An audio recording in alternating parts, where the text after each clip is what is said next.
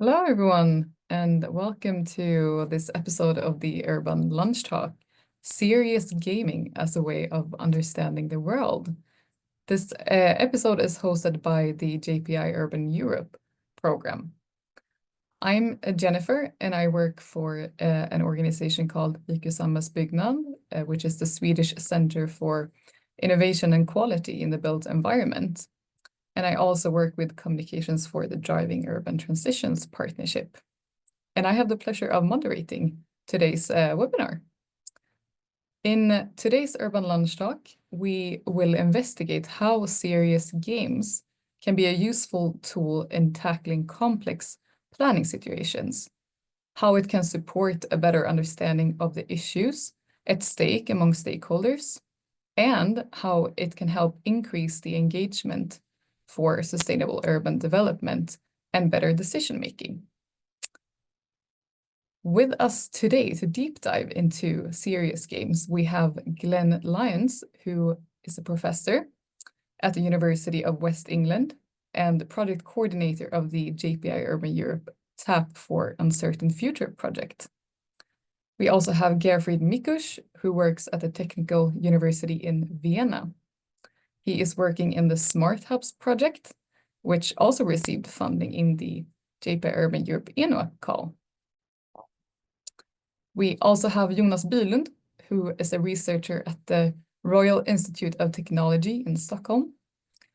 Jonas also has a background in the JPI Urban Europe program, or in the management board, where he focused on research and innovation strategy. And last, but definitely not least, we have Neil Powell, who is a professor at Uppsala University in Sweden, with a long experience in participatory action research and learning. A warm welcome to all of you. And before we begin, I would just also like to mention that this webinar is being recorded and it will later be published on the JPI Urban Europe YouTube channel. And we will also send it out to everyone who is participating today. I would also like to encourage you to share your thoughts, comments, and questions in the chat. We will devote some time towards the end of the webinar to answer to these questions. But with that said, I would now like to hear from our panel. And Glenn, maybe you can start by telling us about your background and your connection to serious games.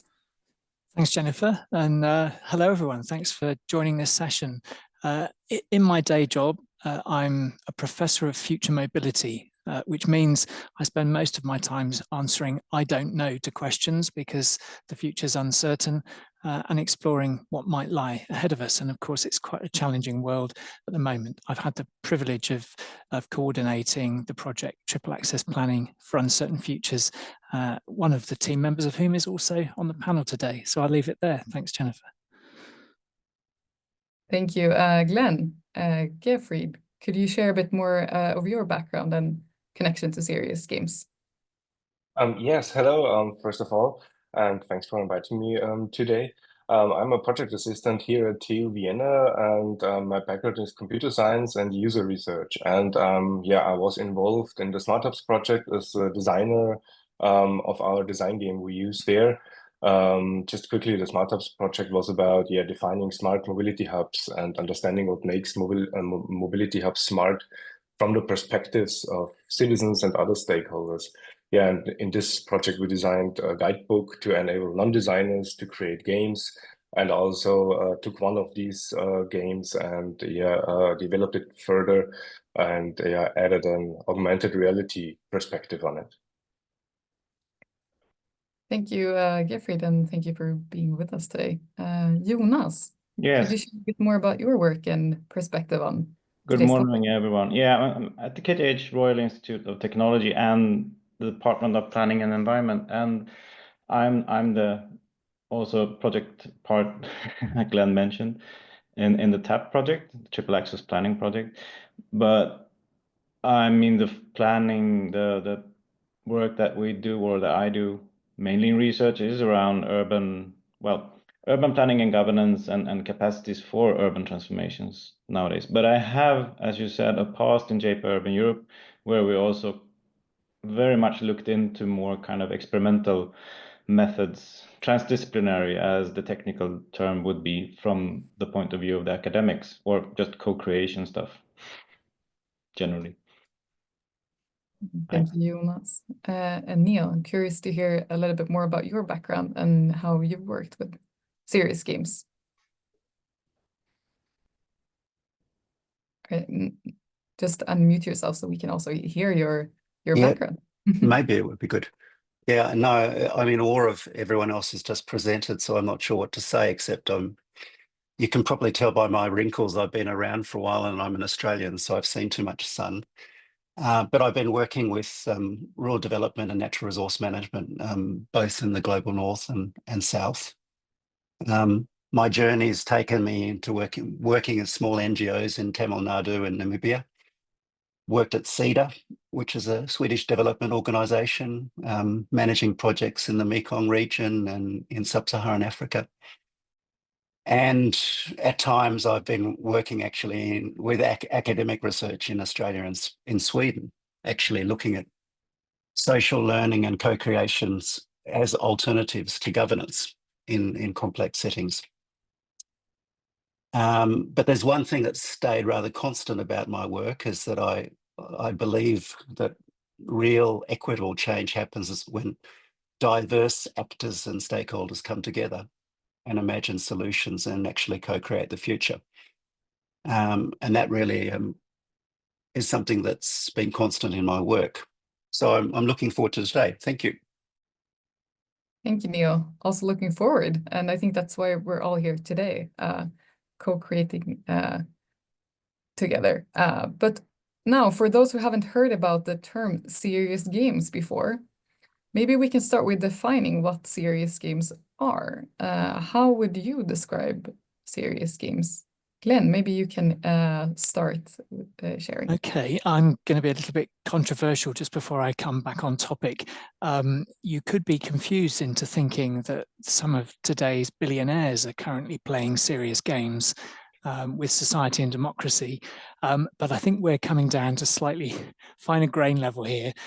So for me, and I don't pretend necessarily to be a serious games expert, but I do class myself now as a practitioner, I would say all games, I hope, are fun. Otherwise, why would you play them?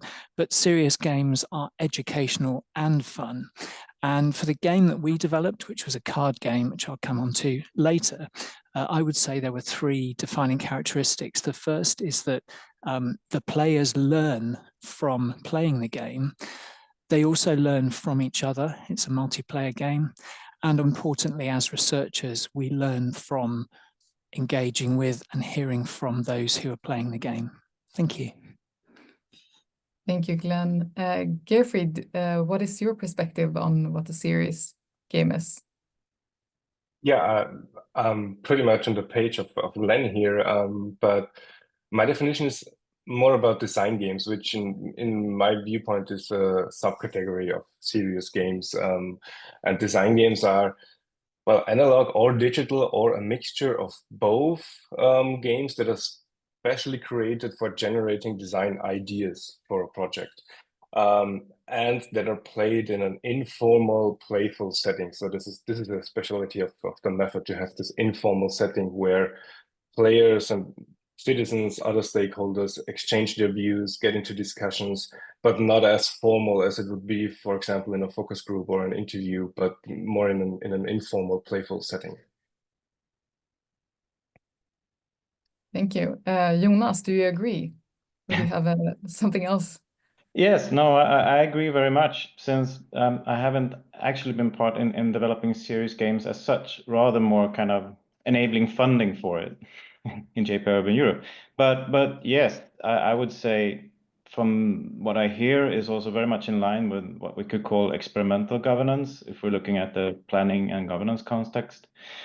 Serious games is a kind of a genre in that kind of lab approach that we have been pushing quite a lot the last 10, 15, 20 years, and has also well, has its pros and cons, but it's seriously useful in terms of not only, as Glenn said, making it more fun at times, but actually the learning aspects and the generation of ideas is quite remarkable, I would say, is my feeling.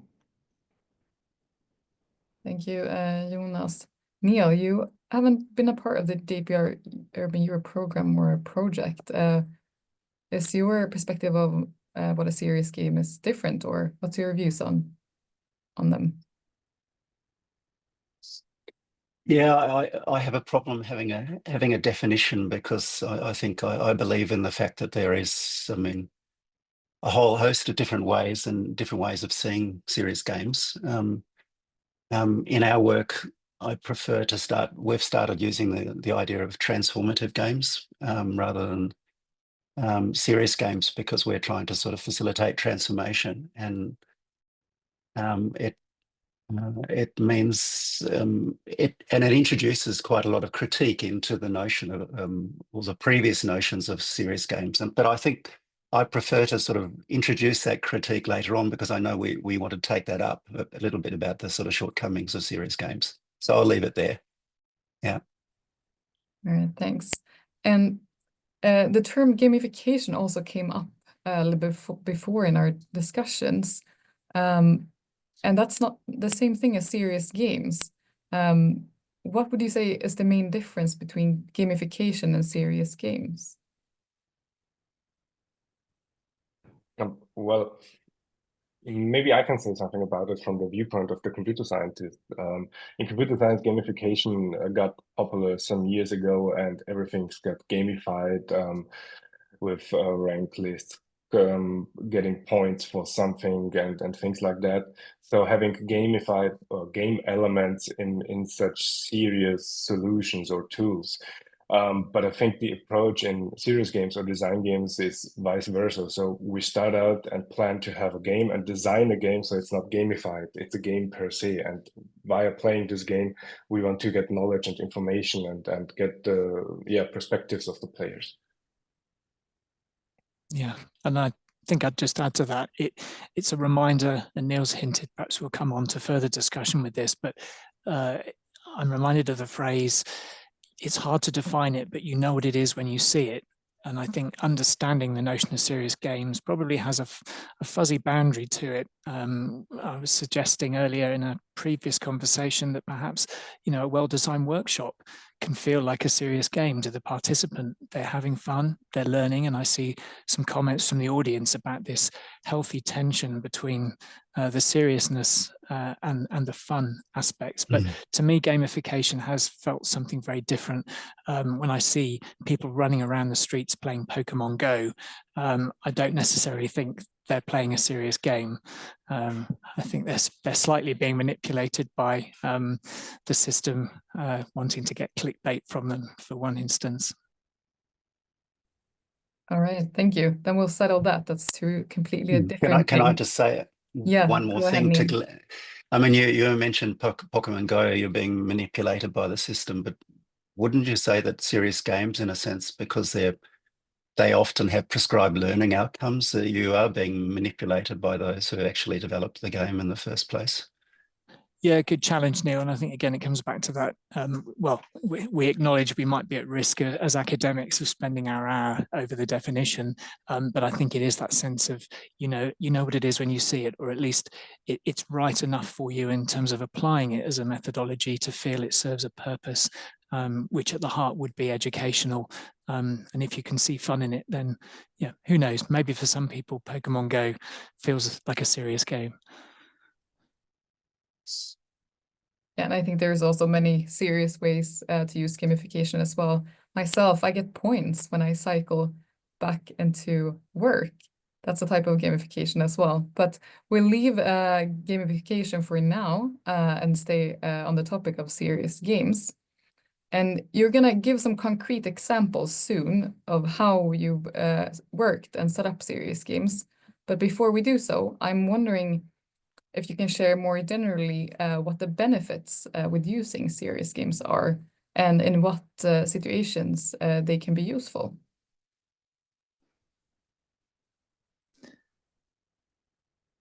Well, I'm happy to jump in first. I think particularly for me, I contrast it with how I might otherwise use my time in trying to engage with a set of colleagues or members of the public or professionals from different disciplines.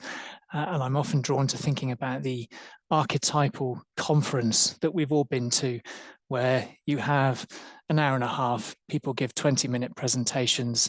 We're meant to have healthy time for questions. The time is never there.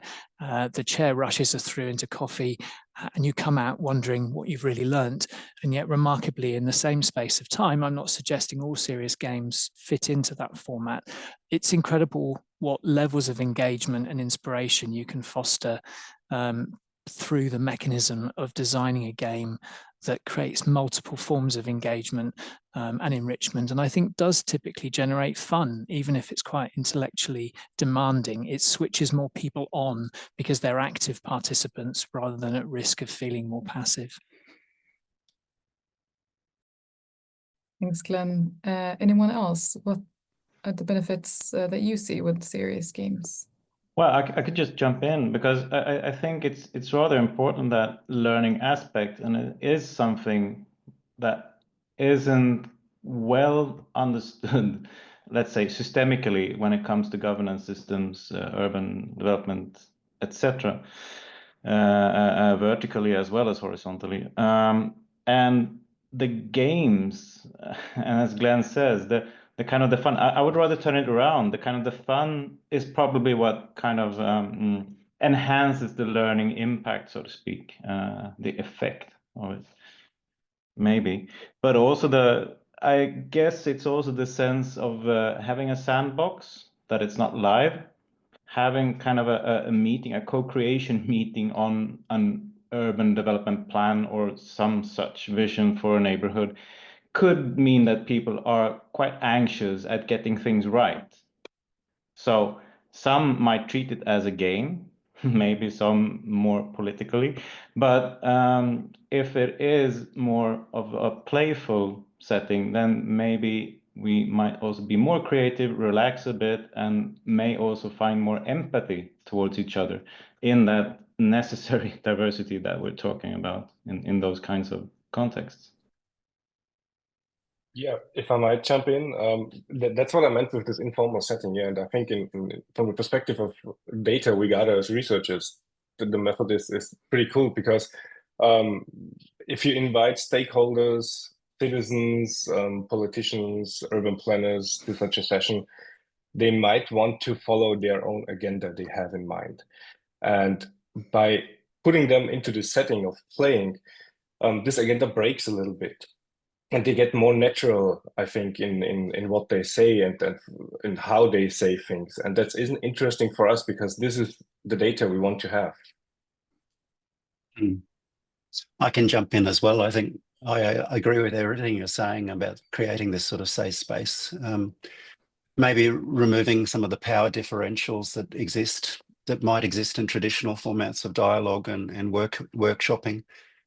But I think also the inconsequential nature of a serious game, in the sense that you can actually experiment. You can experiment with your circus tricks and learn how to navigate uncertainty without actually having a consequence on yourself or on the system. And when you do face that uncertainty later on, the serious game has helped you train as a circus artist to do that. And if I may just briefly, just to echo what others have said, what I drew particularly from the literature was this distinction between what was called emotional conflict and task conflict. And I think this notion of not being live, sandboxing, being a safe place, we're typically wanting to confront quite difficult contested territories where we all might have strong views. And the idea of a game environment is that you don't fall into conflict emotionally with each other, but instead the role play allows you to step into that slightly artificial environment where you can still stay friends, but have challenging engagement.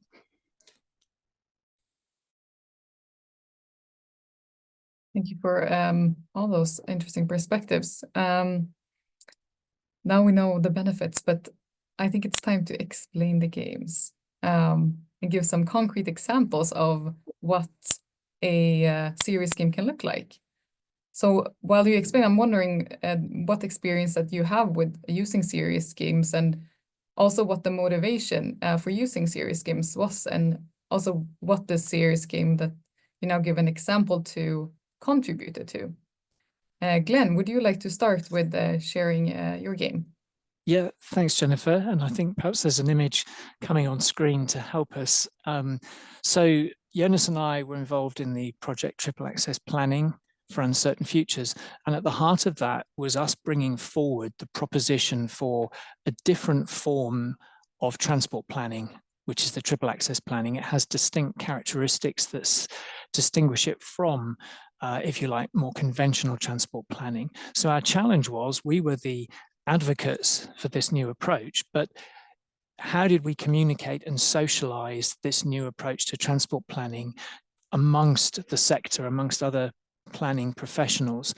And we also wanted to be authentic in the way we communicated that, recognizing that there weren't just strengths and opportunities from our approach, but quite probably weaknesses and threats, depending on the local authorities, urban authorities that were involved in considering applying it. So we designed this card game. It has 4 decks, 4 suits of cards, strengths, weaknesses, opportunities, and threats. We pre-populated the cards with our understanding of what the key strengths, weaknesses, opportunities, and threats were.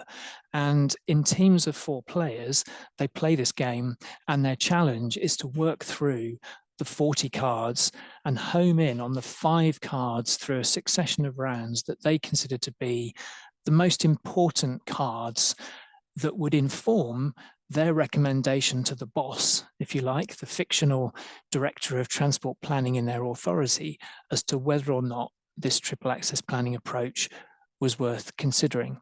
And I suppose, that the very nature of it being a card game with 4 suits is that most people out there already have a strong affinity with the whole experience of playing a card game and its flexibility and the way it brings you together in a fun way to engage. And that certainly seems to have been borne out in the way that we've introduced it into conferences, workshops, and indeed, in a few weeks' time, I'm going to Transport for Wales to their staff development day, where 60 to 80 people will be playing this to see whether that authority wants to consider going down the path of triple access planning as opposed to conventional transport planning. And there is, just briefly, Jennifer, I think a subsequent slide, which is simply a digital version of that physical card game. We were very fortunate at our university here in the west of England to have a games technology course, master students who worked with us to create that set representation of the digital version. So if you'd like to go to our project website, you could download the software and start playing this game with a set of colleagues tomorrow, wherever you are in the world. And I can see from our comments in the chat, people have come from all over to join us today. Thank you. Thank you for sharing that, Glenn, and good to know that it's also available online. Maybe we can also share a link directly to the project website, so if anyone's interested, they can find it there. And then I think we saw a sneak peek of the next slide, which was for Jonas' series game. Jonas, can you share about what you did here in this picture? Well, yes, I think that's Neil. Sorry, yeah.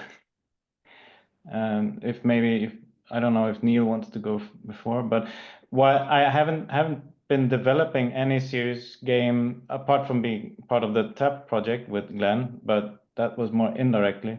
But we have made use of, we had a project called UrbanX who developed a lab kit, which was set to help civil servants, etc., maybe also politicians and others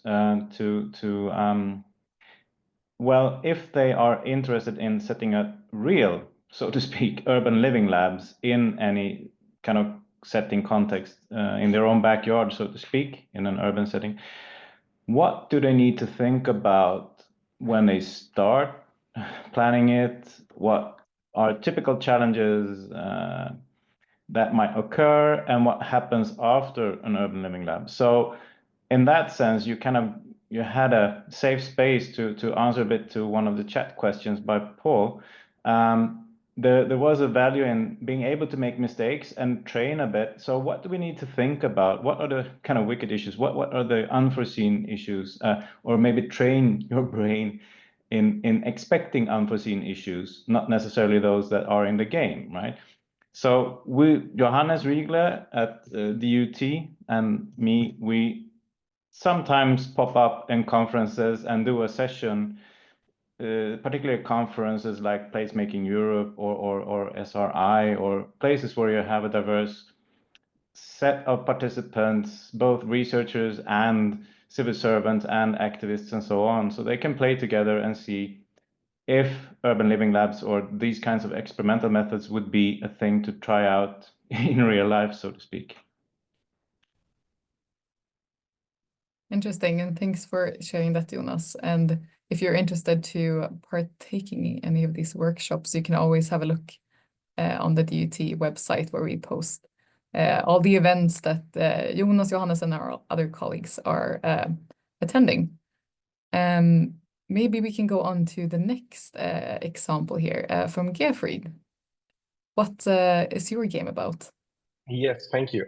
Well, I'd like to start out with what we did in the Smart House project, because there were 4 games developed, and in the second phase of the project, we took one and developed it further. But first, we sat together and thought, how could non-designers be enabled to design games? We here at our research unit, we have some experience with that, but the other colleagues from the Smart House project didn't have. And we had 4 living labs involved in this project, and so we did a design guidebook, an 80-page guidebook, which I think will be linked then in the chat. It's available online, that breaks up this maybe overwhelming task into some more practical and smaller pieces, and guides new designers through the process of making a game, like thinking about the context of the game, the research passion behind the game, the actors who are involved in the game, the framework, the mechanics and rules of the game, the materials that are needed. So all these things are addressed in this guidebook. We sent it out to these 4 living labs. They were overwhelmed in the beginning, but the outcome was great. After some studying of this book and some support by us, they really came up with 4 nice and really well done games. And one of them we took for further development, and this is what you see here on this slide. It's a board game where people can design basically a smart mobility hub. So there's a location on the board where a smart mobility hub would be in an urban area, for example. And players can place element cards or tokens. These are the cards with these QR codes on it, on this board. And these element cards are about things people want to have there at this place, like a bus station, a Wi-Fi spot, for example, or a cafe, or bike racks, shared bikes, or whatever. The goal was for us to understand what people want to have there, and what is the meaning of a smart mobility hub by applying this game.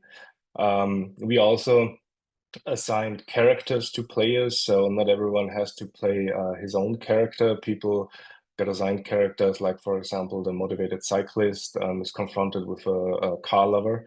And then they have to negotiate by using action cards, as we call it. So after placing an element on the board, each player draws a card, and the card perhaps says, oh yeah, you have to place another element together with the player on your left and negotiate what this element would be to reach your personal goal that your character defines and that you have in the game.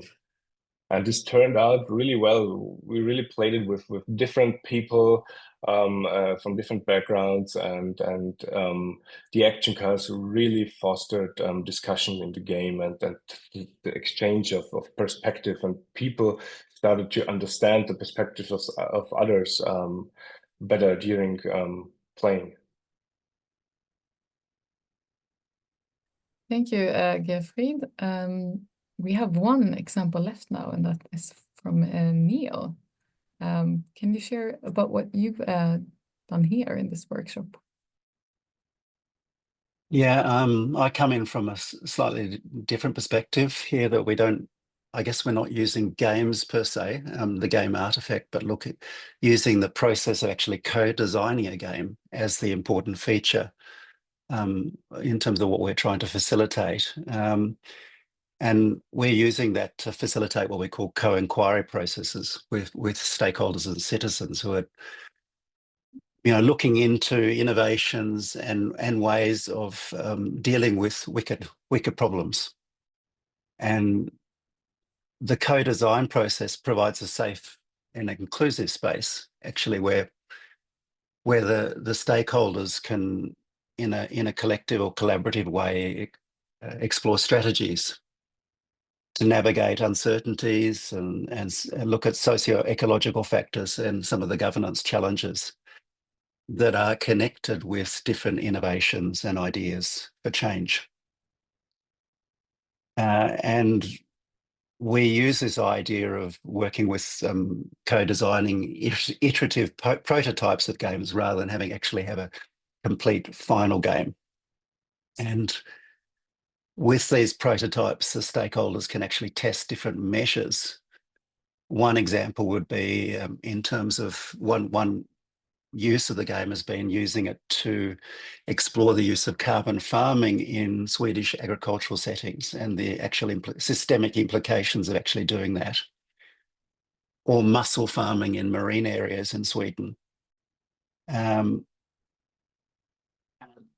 The insights from these sort of games, in a sense, helps participants actually reframe some of the actions that they might have been taking previously, and also uncovers new imaginaries based on more on this idea of emerging challenges and opportunities. So yeah, that's probably enough, I think, from me. Thanks, Neil, and that's very interesting to hear that you're not only playing a game, but you're also developing it together with the stakeholders. And I also saw a question here in the chat. Maybe we can take that actually right now, because it connects to the game playing itself. And it's about if participants of the games typically take on their real role that they have, or if the intention is to kind of influence, transform their behavior. Are they asked deliberately to slip into a different role than they have in real life? I think my initial reaction to that is, to some extent, that perhaps what lies behind the question is a hope that there are some quite clear rules or guidelines about what serious games are, the do's and don'ts with them. But I hope the examples we've illustrated to you highlight the diversity of ways in which the notion of a serious game approach can be put into practice.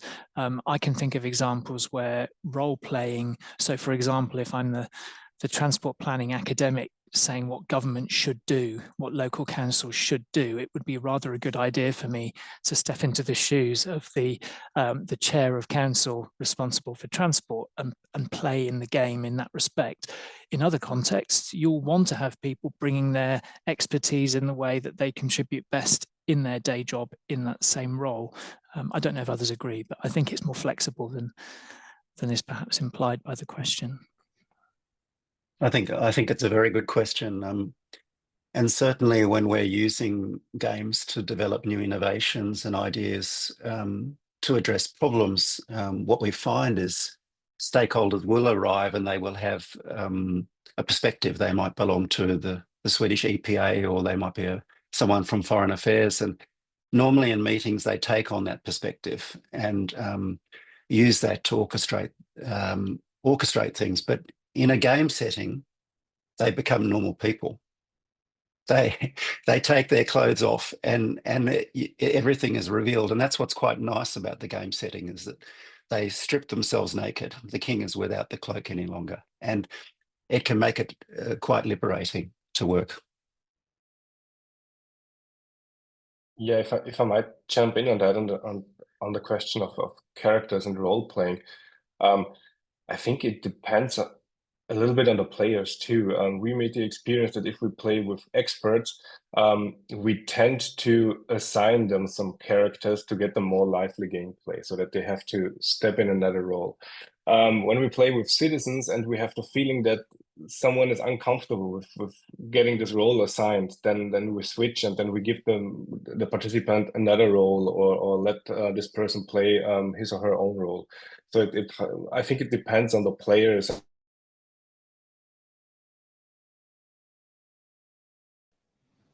Oh, Gerfried That was froze. it for Gerfried. Yes. Let's hope that he comes back. Jonas, did you also want to share something? Yeah, I had a kind of a zooming out comment on that. Sorry, Gerfried, you're back. Do you want to finish that thought? Where did you lose me? Oh, Sorry. Just at the end. yeah. Just at the end. Well, just at the end, I said that both works. So you just have to be, a little, yeah. You have to be able to adapt as a game master, I think, but both works. All right. Yeah, I think I was thinking about zooming out a bit to another kind of distinction that I've been thinking about regarding these kinds of games, but also other kinds of approaches that we have when we are supporting capacity building in kind of urban governance and planning. And it was, some of these games may perhaps envision situations out there, so to speak, right? More like conventional scenario methods, not necessarily touching upon the everyday practice for the people themselves. So that's why I thought the question on the role playing is quite interesting, because if you have games that are also focusing on your own organizations, your own position, your own settings, capacity to actually deal with these issues that you are playing around with, so to speak, I think that role playing can be quite important. I've also sometimes in role playing, just to talk about the value of, on the one hand, you can be yourself. That is probably usually quite informative. It entails a lot of learning, but also stepping in someone else's shoes, so to speak, can also be quite interesting. I've seen kind of not hard, but very, very seriously critical, on the left side, academics taking the role of a mayor and suddenly being surprised at, I'm saying the same things that I criticize mayors of doing in this game, which it is quite important, because you realize the entanglements and the capacities to act, so to speak, how it might, again, I think I'm returning a bit to the empathy issue that is quite important today. Thank you. I think you've already shared some good tips and tricks here for developing a serious game. Is there any other key success factors that you should consider when creating a serious game? I think the lesson I've had in the course of developing serious games is the phrase, make sure you look down the other end of the telescope. So very much think from the perspective of the game player. And I'd like to invite the audience to go into a little thought experiment. It's Christmas Day and you've just got the family together and you've opened up this box and it's a new game. And we all gather around the table after our Christmas food. And someone, the games master, I see comments in the chat about the importance of the games master, takes the role of trying to unpack the box and explain to the game players what this new game is all about. And if you're like me, partway into that, you feel quite stressed and realize this is getting very complicated. It wasn't the fun on Christmas Day you hoped it was going to be. And unless you have a really good games master and enough time, you can lose interest and possibly the game doesn't get the fulfillment that it intended.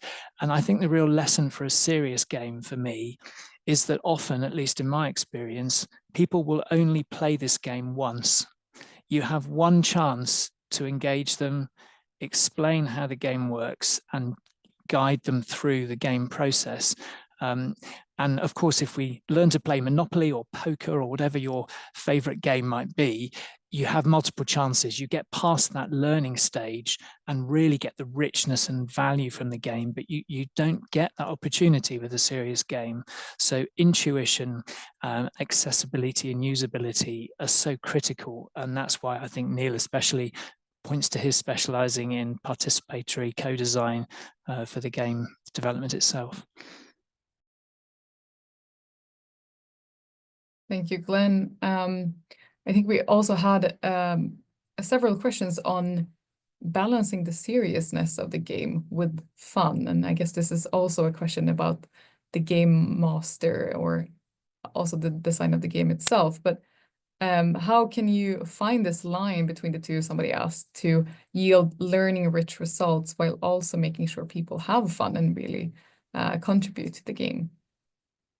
Well, if I might start, because we had exactly the same questions from our students from the design thinking course, how to balance this seriousness and gathering data that are valuable and still having a fun game.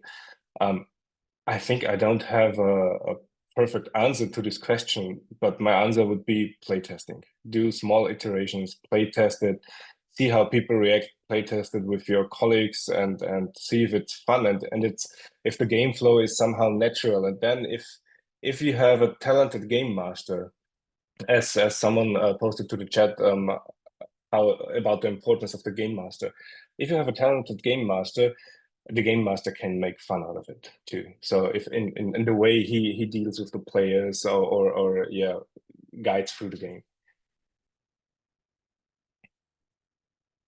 Yeah, that's a good point. Any other ideas from the other speakers? Not at this point.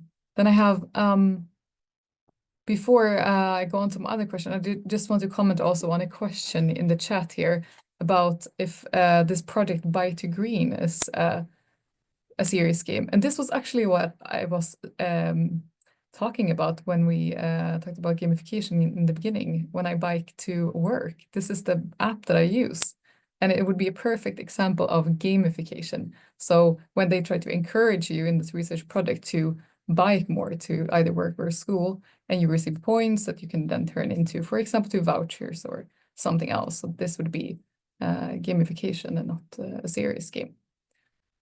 Just to clear that out. But back to serious games.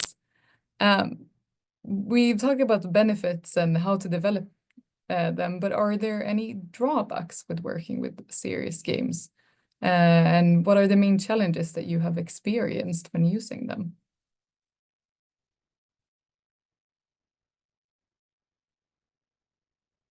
Glenn, are you trying to say something?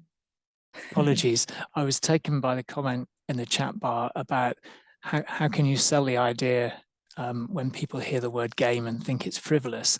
I can say from experience, when you try to publish your work, if you're doing it through the academic lens, you may encounter the infamous reviewer 2, as we did when we sought to publish our paper. And two of their challenges, I remember, one was challenging the legitimacy of the results. How do you evaluate something that you've just called a game? Did you do a controlled experiment to provide a reference case against which you can now demonstrate how the game has changed or informed people's behaviors?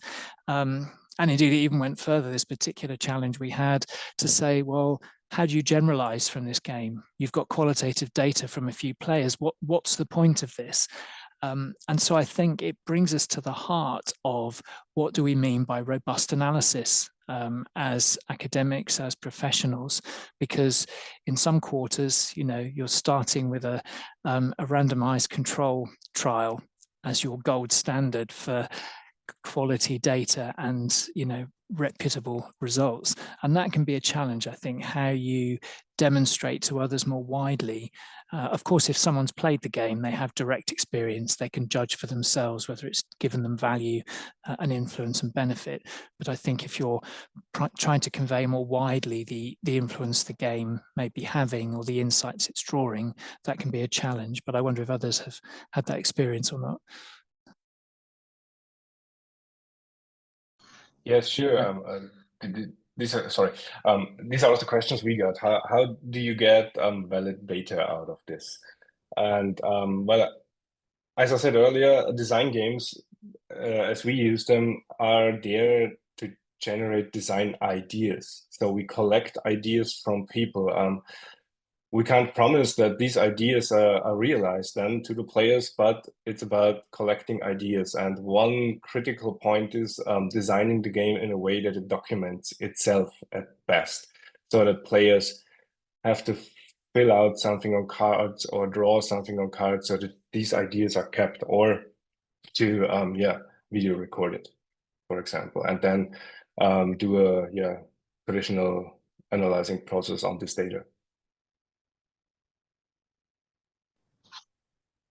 Yeah, I was just thinking about the point that you raised in terms of selling, and then kind of selling it in terms of also being able to talk about how to validate results. And I tend to translate that into, okay, so what was the learning effect, so to speak? What did people learn? But also what did organizations learn? And also what did kind of inter-organizational settings learn? That is the systemic learning of it. And as long as we are not very good at not just measuring, but describing these kinds of learning effects, I mean, that's kind of a parallel ongoing challenge to a lot of these experimental methods that we have been seeing. And we have been seeing the experimental methods because the normal conventional 20th century methods just didn't work very well, like in planning many times. Predict and provide, as Glenn calls. Maybe not only Glenn, but that's where I got it from. So of course we can be quite good at looking at individual persons, what they learn, but we still have quite a shady understanding of organizational and also kind of the systemic learning aspects of this, which is, of course, is what we're trying to talk about when we're talking about transformations, urban transformations. That is, that change is a kind of a learning, hopefully, or, well, some may say it just happens, randomly, but I'm not too sure about that. Thank you, Jonas. Neil, did you want to add something? No, I was actually going to pick up very much on what Jonas was saying, that there is a real vacuum in terms of measuring, let's say, or quantifying the impact of learning processes. You can do it in a very qualitative way, but that's not always brought in by the best journals. I sort of had also another point in terms of, I think, I wouldn't say a little, I feel that there is an absence of critique in terms of the nature of the knowledge underpinning the development of a serious game.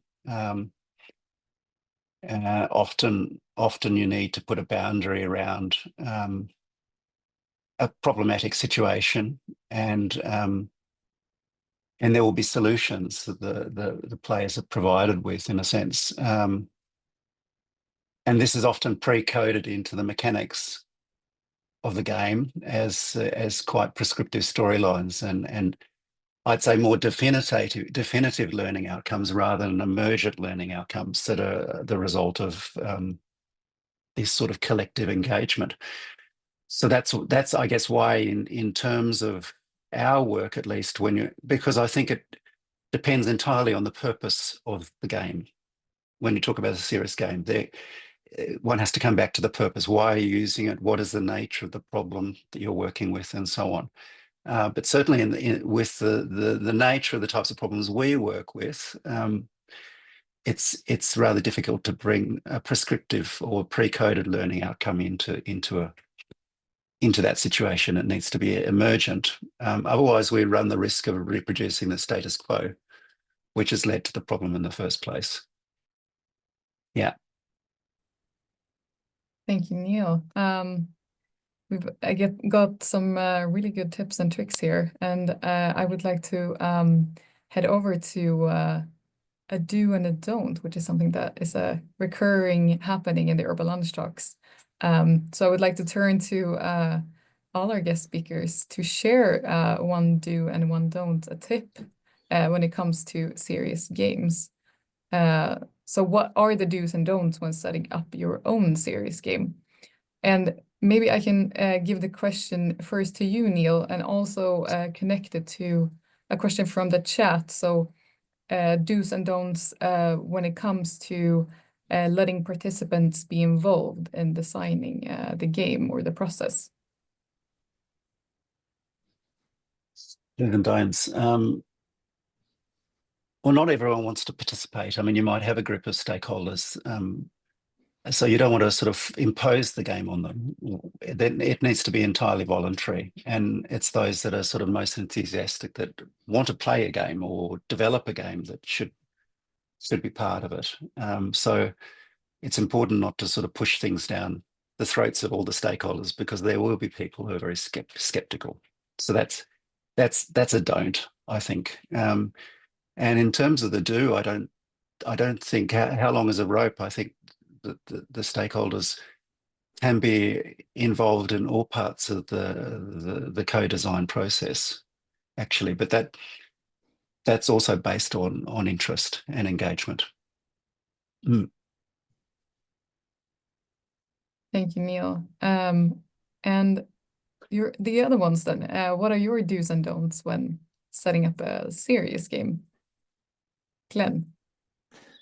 Yeah, in terms of the do, I would say be creative, look down the other end of the telescope, as I mentioned, be prepared to be adaptive in terms of the design process, and persevere, and importantly, collaborate. We certainly had many heads together to ensure we were stress testing the suitability of our game. On the don't, I think I would, first of all, just make the comment, inadvertently, we're sat here with a panel of all white males, just to remind you that women can design and research and play serious games too. I appreciate it was partly by changes of last minute who could be involved today. But I think fundamentally, don't overlook the usability of your play once game design. Thank you. Thank you, Glenn, also for pointing that out. Yes, maybe Gerfried, do you like to continue with sharing your do and a don't? Yeah, do's and don'ts from the perspective of a design game designer. As a do, I would say go back to your 6-year-old self and think about what was fun in playing games back then, and then try to think about how can I do this or put this in a more serious setting, for example. And the don'ts, I would say, do not overthink or theorize too much. We saw this from some colleagues who had their game in mind but never play tested it. So do small iterations. Start out with, I don't know, cards as post-its and try how that works. You will get stuck pretty soon, and then do the next iteration and make it better. And then you reach a pretty good game, I think. Thank you. Jonas, what is your do and a don't? I actually haven't got much in terms of the game design, other than, well, I kind of share much of what's been said, and I think the so-called KISS principle should apply. I think that's a good thing. Keep it simple and stupid, or stupid. Nice way to sum it up. And yeah, I see somebody also here writing that they would like to carry on this conversation somewhere. So I think somebody also shared a link already to maybe a platform that would be suitable. But I'm very glad that this topic created so much interest, and also not only questions in the chat, but a lot of interesting comments and shared resources. So have a look in the chat before we end if you want to check out any of the projects or resources further. But I think with that, I yet again would like to thank everyone for participating today, and of course a special thanks to all our guest speakers. It's been very exciting to discuss not smart, serious games with you, maybe also smart. As mentioned before, you will find the recording of this webinar on the JPI Urban Europe YouTube channel afterwards. And if you sign up to our newsletter, you will also get invitations for upcoming Urban Lunch Talks. And we already have one planned for 25th of February, and then we will discuss why urban manufacturing is a crucial component of the circular economy. Different topic, but very interesting. More information on this will come soon, so keep an eye on the Driving Urban Transitions LinkedIn for that. But again, thank you everyone for participating today, and I hope to see you soon in an upcoming Urban Lunch Talk. Thank you, everyone. Thanks, everyone. Thank you. Thank you in the lively chat.